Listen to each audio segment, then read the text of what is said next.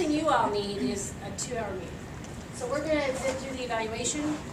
We're going to do our professional goals in a different way at a different time. So we're just going to plow through this. I'm not going to go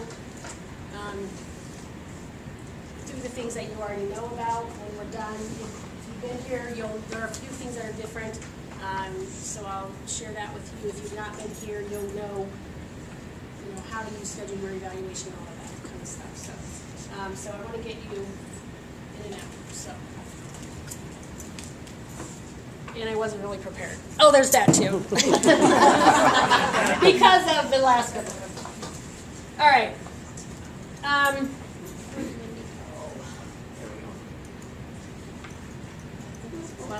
The one on the right just takes you. Yeah. So I emailed you, not this part, but this is on the shared drive, the L drive. So I don't want to spend a lot of time. One of the changes this year with our evaluation is that they are based on the in-task, I should have brought my book, Model Core Teaching Standards. If you were a mentor or a department chair last year, those are just the teacher standards. Originally, if some of you may have heard that they were changing the entire document to match the 10 standards, but Denise Miner, our personnel director, kind of dove in and really decided, and good decision. We covered these anyway, so we didn't. The document didn't change, but just so you know, that is a change, that they're based on our in-task Model Core Teaching Standards, which our evaluation system already did. Okay. Differentiation in number of required observation. That started last year. So based on your score, that tells you how many, I don't know where to stand here. That tells you how many observations you have to do. If you are a brand new teacher to us, you have a total of 5. You have a formal in the fall, a formal in the spring, and then 3 unannounced. If you're in your first 3 years, you have the formal in the fall, formal in the spring, but the rest of the numbers are determined by your evaluation score last. If you are a short former, you're 1. And you should know that. If you don't, ask me or Jamie how many you have to have. So differentiation. Back, it used to be every single teacher had 5 observations every year. And luckily this shifted because it's really more meaningful to differentiate. We talked about the short form. If you're on the short form, you can stay on it until, and if there becomes a problem or a concern, at any point in time, an administrator can say, I'm going to start coming in a little bit more. And the cover page, which I'll show you, has the ranges shown. Again, we're gonna zip through this. These are the standards. So these are all the different areas.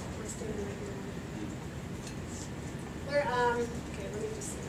Learning development, learning differences, learning environments, content knowledge, application of content, assessment, planning for instruction, instructional strategies, professional learning and ethical practice, leadership and collaboration.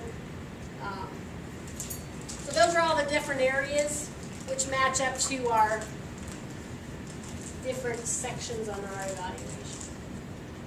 Here's the scores. If you're highly effective in an area, it's 35 points, and I'll show you the tool. So basically, let's say it's planning, and I've been struggling with planning, or I just don't plan. Then the evidence might show that I'm ineffective. I'm just not doing it.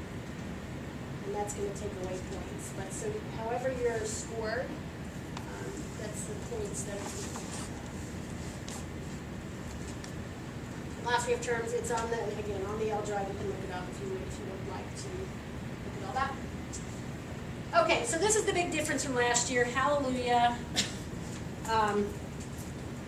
Rather than a different form for teachers, A teachers and B teachers, which if you're new here, just disregard, because this, you it doesn't matter that you're going, what are you talking about?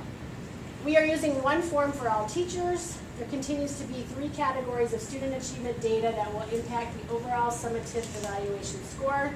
They are growth measure, 11%, and this is all based on a law. And that's our 301. Growth measure, that's our 301. School achievement profile, that's our B label. And I'll show you the points that are attached. And then our survey data is our parent survey. And that will be coming out soon.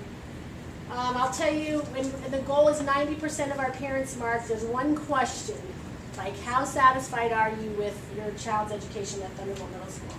And the goal is 90% very or very, whatever the labels are. And we were at about 88 last year, so we didn't meet this one last year. And so, I don't know, we do the survey electronically. Laura, we do the big push to get them, but we might get together as a staff to try to get more students to have their parents complete them. But unfortunately, some of the people that complete them are the ones that are mad at us. So anyway, it is what it is. All right. I'll go over that. There's technology documentation. Here's where I'm at with all of this. Some of this, this kind of documentation is between you and your evaluator. We see technology every time. We're going to see it. If you were a teacher that felt like the things I do with my students in technology might not be something that Mary Jo and Jamie are seeing, then you might want to complete this form, and it's on the application. You do not have to do this every time for your evaluation. This is if you feel like we've not seen it. This is between you and your evaluator. Okay, so can I clarify that? So do you have to fill it out? No. Only if you feel like you need to provide us with evidence. It's our job, Jamie and me, make my job to communicate with you if we feel like the use of technology, maybe it's not, the goal is that its students are using it. So it's our job to communicate that with you. So if you feel like you need to prove it to us, documentation option is on the L drive.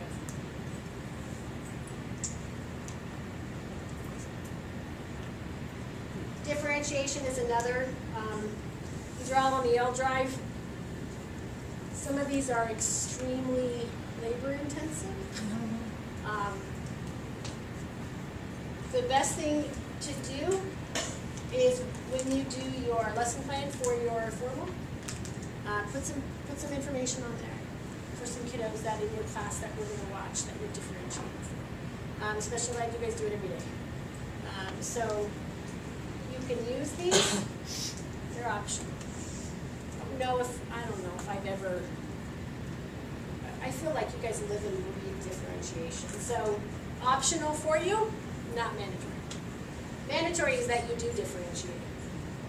Rachel, the paperwork is I have a question. Are these for highly effective categories? If you want to show that you're in the highly effective category, then maybe that would be a place This for might it. have been something that was more advanced because of the 10 sections, where before, These aren't new. no, but before the all of our T4S stuff has 7 main headings. So the only difference with InTask, we do all the things, but now instead of dividing in 7 sections, it's in 10. It's not though. So it's not. It's It's part of. It's not. Show that. Lisa, it's not. Okay. It's not any different. Evaluation's a tool is not new. I'm going to show you. They didn't change Okay. it. It's embedded. Those 10 are embedded. Right. Yeah. It's not different. No, it's just that it's the exact same things we do, and but it's 10 different ways that we do it. I know you're fine. I'm confusing you. What? I'm confusing them. I don't They want to broke it confuse apart them. differently? When I show it, the Yeah. tool, then maybe you can It's almost start. like more of a crosswalk, and nothing had to change in order to show that we do these things. It's more of a crosswalk. This is. No, the whole thing, where the differentiation is. Okay. Tell me if there's a place that I get where we That can was the clarify only one it. for meeting. This is the professional, or the growth, or the professional development plan that I said we're gonna wait and do, together, so that's coming.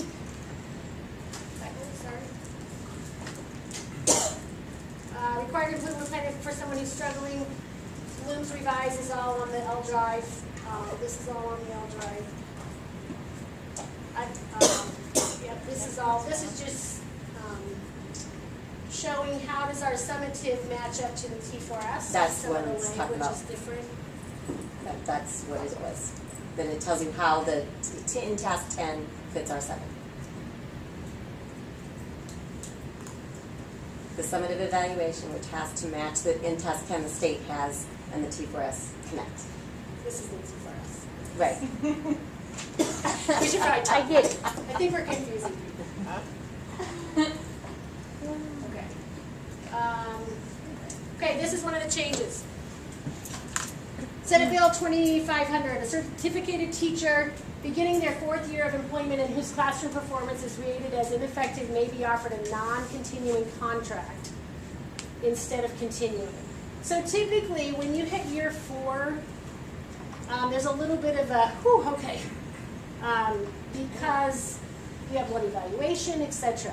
But this law changed it so that if a teacher is showing ineffective consistently, then they could go back to that probationary contract. T+3 teachers rated as ineffective and considered probationary may be non-renewed if performance is rated as ineffective for 2 consecutive years. Continuing teachers who have had a change in assignment will have 2 years to demonstrate their effectiveness. So if I've been teaching computers for 20 years and I got moved into a science class, I have 2 years to demonstrate my effectiveness. After those 2 years, if I'm still struggling, then I could be moving into a different category for non-renewal. So that just protects people in different contexts if you're moving. Okay, 33% of teachers' evaluation on student achievement scores. I'm going to show you with a graph that makes that real clear. HB 2823 requires that an individual teacher's performance on the evaluation be a portion of the performance pay system required by Prop 301. I'll show you that. Okay, I'm going to show you the graph. This is just, those of you who have been here, you know the struggle that we came with. Has it been 2 years? 3 years when we had to divide it up and figure out all this. And when you hear, you know, education is moving to pay for performance and based on student scores. I mean, the pay for performance isn't there, but the student score is in there. But I think, when I think about this process and the change, it makes me proud of our district because at the district level and the evaluation committee worked very hard to make sure this kept it really meaningful for you guys and not as least scary as it could be. And this year it's even better. So this is all based on the law. All right, so this is the one that I think is the most clear. All districts are required to base at least 33% of a teacher's evaluation on student achievement scores. The 14-15, these will include the school achievement profile or letter grade, ours is a B, satisfaction survey and growth measure, ours will be the vocab. So if you look over here, so each of these, 11, 11, 11, the growth, the survey, school grade. Here's your evaluation score. You have the most control over this. So if you just, that's the best visual that I have seen in any of this, any of the information because I can control this. So can I clarify any of this? So there's no more A people, B people. It is what it is, yes. So I've got 301 pay, which part of that is attached to the 301 pay? Is it our school grade?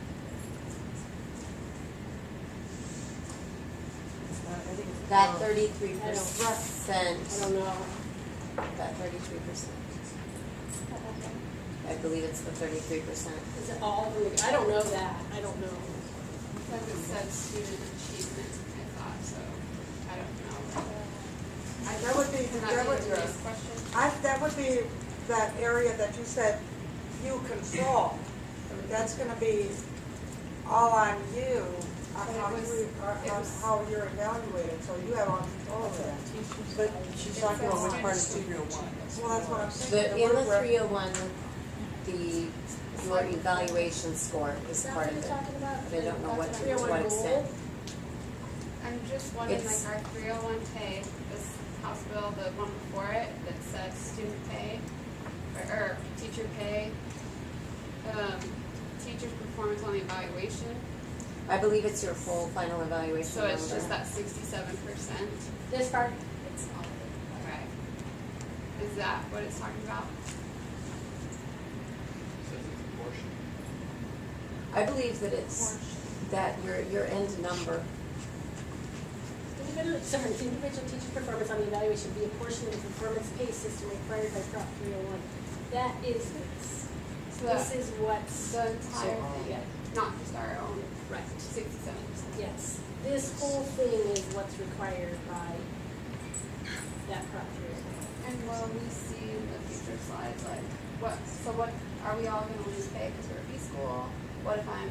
I'll show you that. Okay, that's it. Alright. Yeah. So this is the, if you're new to us, kind of disregard this for right now. Those of you who have been here, this will only be used, we used to do this every year, but it's only for if we were in a RIF situation and people were losing their jobs. But we did it anyway. But I asked Denise specifically and she said, don't know. So when we know, well, and that comes at the end of the year anyway. Those of you who are doing your individual 301, this overlaps. So, okay. We are what we repeatedly do. Excellence then is not an act but a habit. So that's just kind of our final thought. So let's look at a few documents.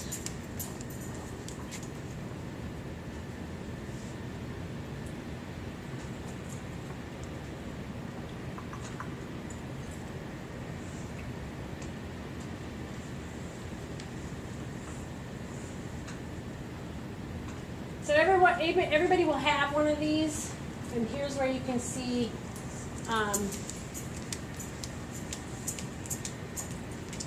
so we're a B school. It's the same points as an A school. So everybody would get the 156 points. This is our 301, our vocab, and this is our survey.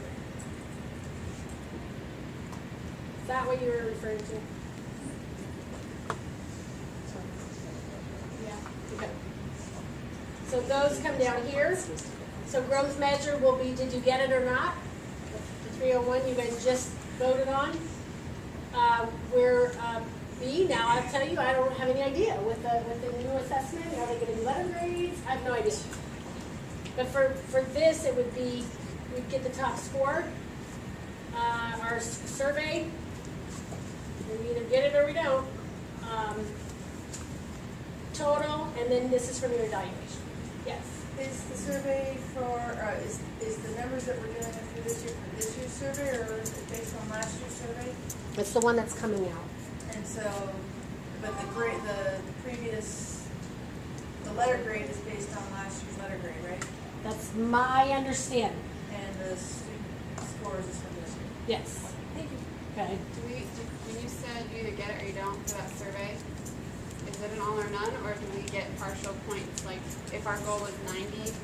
Oh, no, you're right. Well, no, sorry, you're right. Oh, it's down at the bottom. So we would have gotten, You get 104 80%. yeah, we would have. Sorry about that. Oh, okay. Yeah, so we're good. So overall, how much stress should you feel over this? 0. 0. 0. It's a lot less complicated than it's been in the past.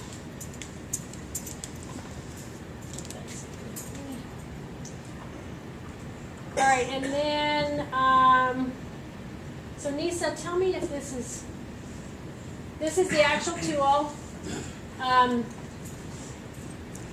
So once we schedule your evaluation, and I'll tell you what the process is for that. This is what Jamie and I fill out based on the data that we've gathered from being in your classroom X number of times. Here's where you can see if I'm highly effective, then my score is this, I'm highly effective, etc.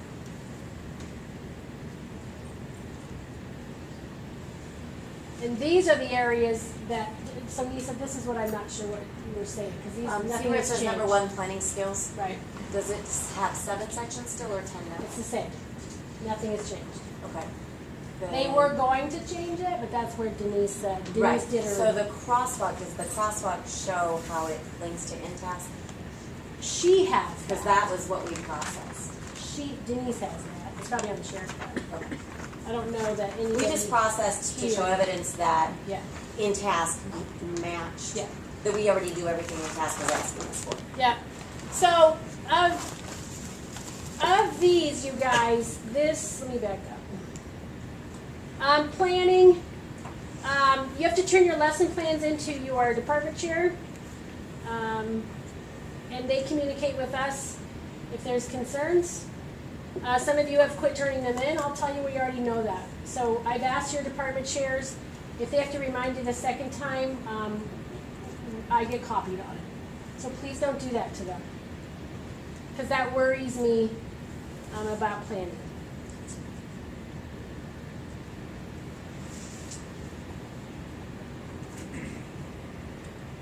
Content knowledge, instruction. This is the real heavily connected to the T4S data that we gather. Evaluation and assessment. Are you doing those formatives? Are they meaningful, purposeful? Classroom management. It's got a lot of sections on that one. Interpersonal skills. These are ones that are subjective. Is that the right one? Object. Subjective. So relationship with students. I mean, you can read and see what those are. Relationship with parents, evidence, feedback from parents, emails from parents, good ones. Collaboration with staff, relationship with administration. Professionalism, when you come to your post-conference, you'll want to let us know what kind of PD you're doing, if you're taking classes. Some of you are working on master's degrees. Record keeping, 2 grades per week. And that's one of those things that the only reason I would start looking is if parents start complaining. And then I've had it so that sometimes I have Amber Hall print out some of these grades for me every week. So that's kind of me micromanaging. I don't want to. You don't want me to. Don't do that. That's not fair to kids. But that's a record keeping thing. Or, things are due, reminders, please, again, turn this in. That's connected here. And then assigned duties, doing your duties, etc. That's an easy one. So none of those are any different. Our job is to make it so there are no surprises when you sit down for your formal, because if there are concerns, we should have already told you. And there was one more form.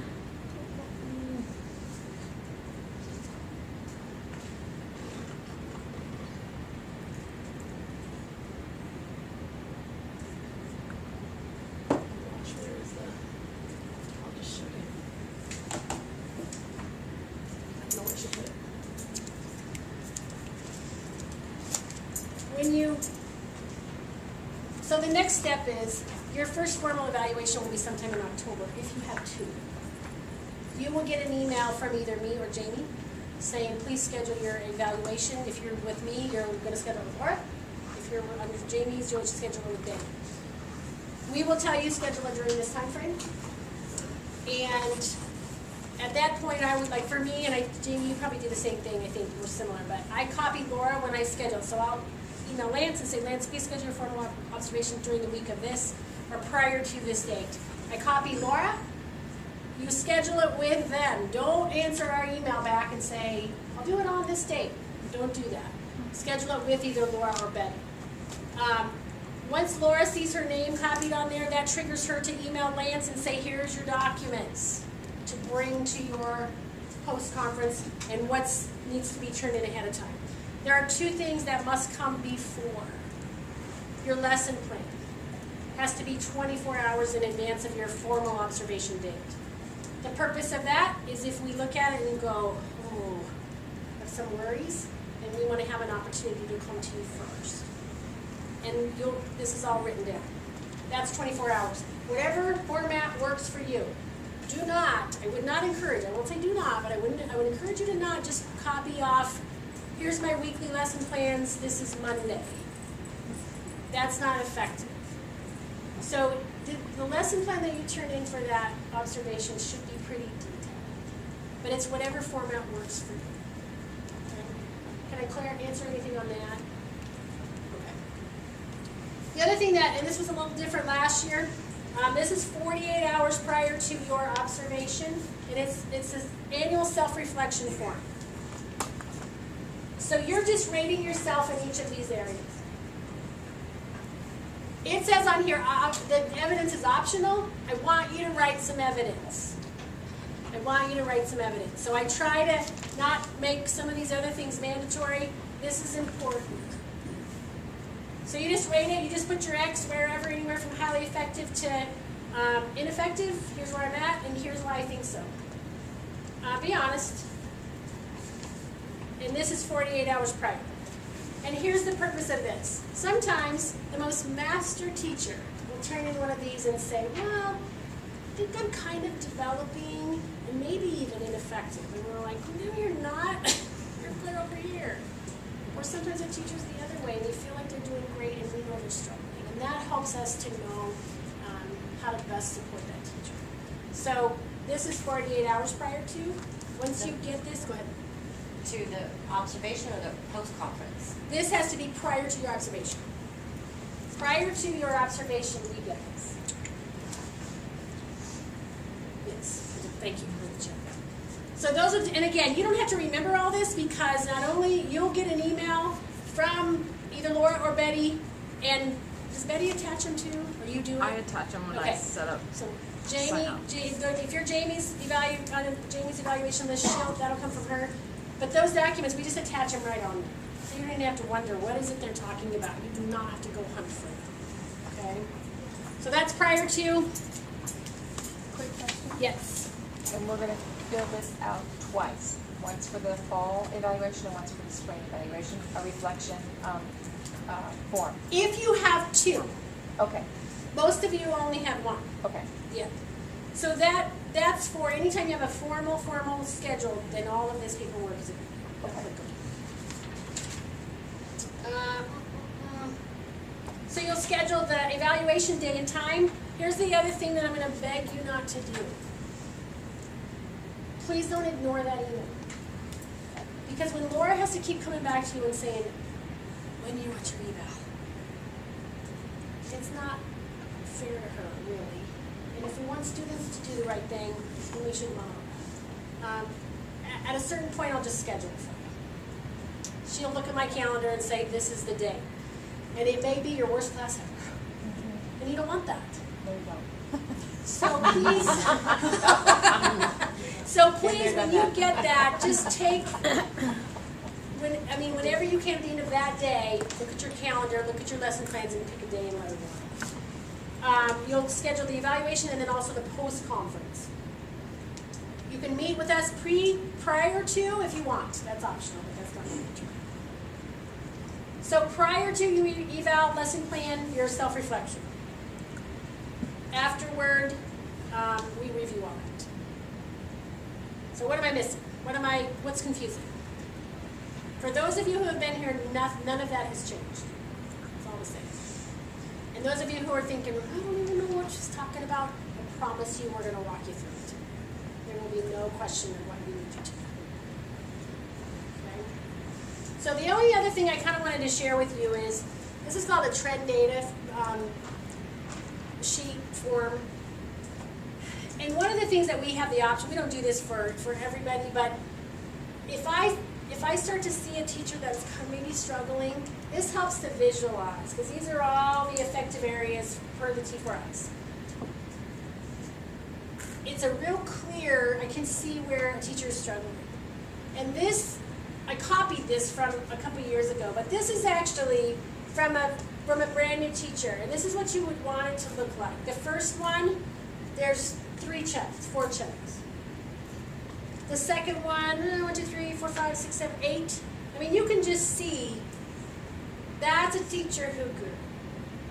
That's exactly what it should be. If you've been here, this should not be you. If you've been here, and again, we wouldn't even do this unless there's a purpose. So, and if we are doing this, we'll share it with you. But we will have talked to you throughout our communication will be consistent. So. All right. What am I missing? What's confusing? Please be honest. Tell me no. Or we'll be around if you're new and you want to clarify something. So, okay. Make sure that you signed in, because I need to send this over to the district that we covered this. And I'm going to just say, you're launched. Have a great afternoon.